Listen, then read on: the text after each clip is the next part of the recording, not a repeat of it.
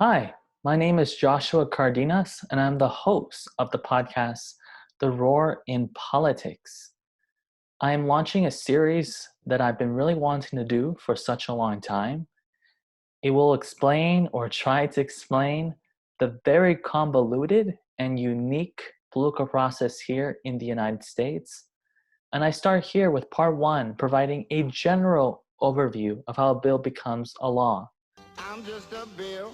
Yes, I'm only a bill. I'll be speaking to you about the real legislative process. I know it may seem intuitive, but there's so much more that goes into it. It's not what Schoolhouse Rock has led you to believe. It's more like this. But don't worry, we're going to get really familiar with how the sausage is made. Before we dive into learning more about the legislative process, let's get familiar with the types of legislation that is considered by Congress. There are four types of legislation. One, most legislation is considered a bill. Two, resolutions. These resolutions revolve primarily around the procedures and operations of each chamber and are subject to the approval of their own chamber. The Senate would not approve a House resolution because the House resolution is concerned with the matters of the House. Third, concurrent resolutions.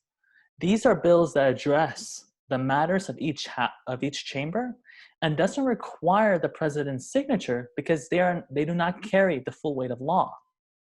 Typically, members use concurrent resolutions to create temporary joint committees or a concurrent budget resolution that is a blueprint that sets the guidelines for the congressional budget and process. Fourth, joint resolutions. It is like a bill and is subject to presidential approval. It is usually used for symbolic purposes to propose constitutional amendments, to declare war, and many other things that the House manual describes as incidental, inferior, or unusual purposes, end quote, of legislation in section 397. War doesn't sound inferior or secondary to me, but that is beyond the scope of this video. Just a recap, you can always refer to this webpage from the House website.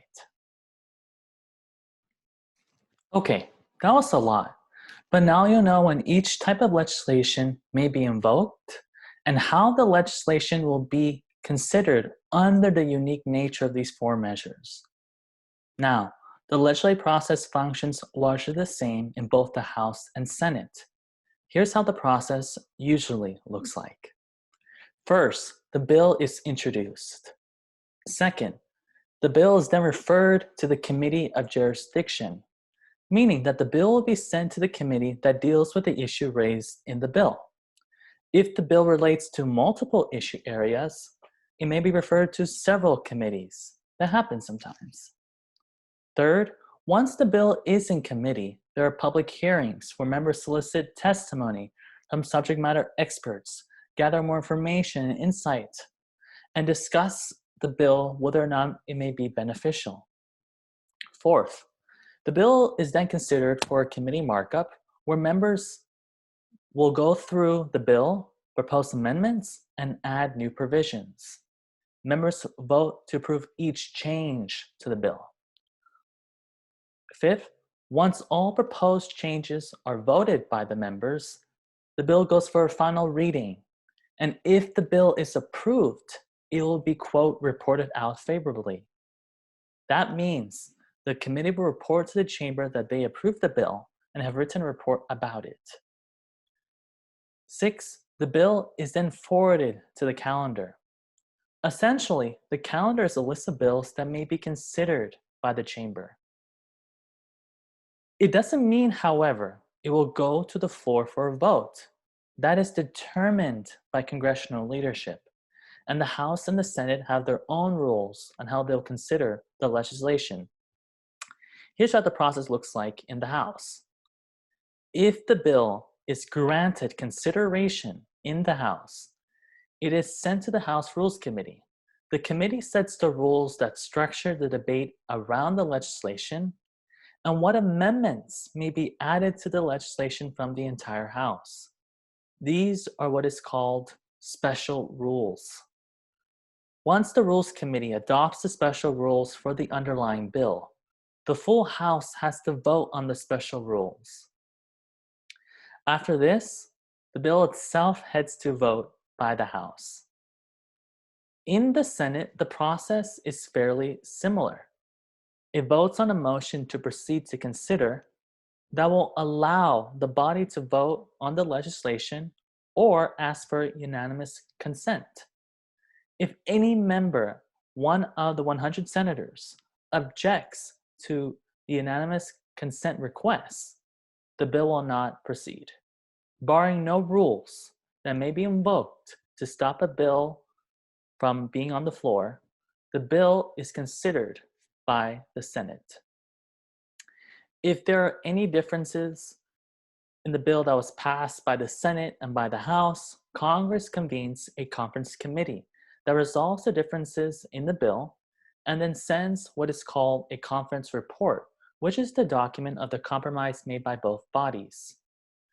The conference report is sent to the House and Senate, and once approved by both bodies, the bill is then sent to the President. The process isn't as linear as you thought, right? There are a lot of hoops that members have to jump over to get their bill to final passage. There are even more hoops when there's divided government, different political parties controlling power in their different branches of government. Also, you have the added challenge of creating good law, meaning that the bill actually achieves its stated goals. My former boss, Congressman Himes, worked for a couple of years to pass his bill in the House called the Insider Trading Prohibition Act, which establishes a definition of what insider trading is and bans explicitly this practice in the law. For years, there hasn't been any formal definition of what insider trading is, and this is a very technical issue. Here is Representative Himes saying how he worked with multiple parties to ensure the law actually does what it intends to do. I wanted to say it comes after years of working with experts like the aforementioned Professor John Coffey, past and present commissioners of the Security Exchange Commission, consultation with prosecutors as well as with defense attorneys. This is a fairly fiddly and technical area of the law, and so it was my intention over the years to make sure that we crafted good law. Relationships with members across the aisle also matter when passing legislation in a divided government. Congressman Himes' bill passed with a huge bipartisan majority. It received 410 yes votes to 13 no votes. Here's how it went down in Congressman Himes' words. In the sense that it actually makes for a better bill, but I'm pleased to say that after a lot of hard work, this is in fact the product of some very robust engagement between the Democratic and the Republican representatives in this chamber. That is not easy to achieve under these circumstances, so I want to start first and foremost by thanking Chairwoman Waters and Chairwoman Maloney for their sponsorship, and then again Mr. McHenry and Mr. Huizanga, who committed to really understanding what is a technical corner of the law and offered in good faith amendments. Now you know what the real legislative process looks like and how crucial relationships play when passing legislation under divided government. I hope you find this useful, and there are some resources in the description below. Thanks for listening, and happy legislating.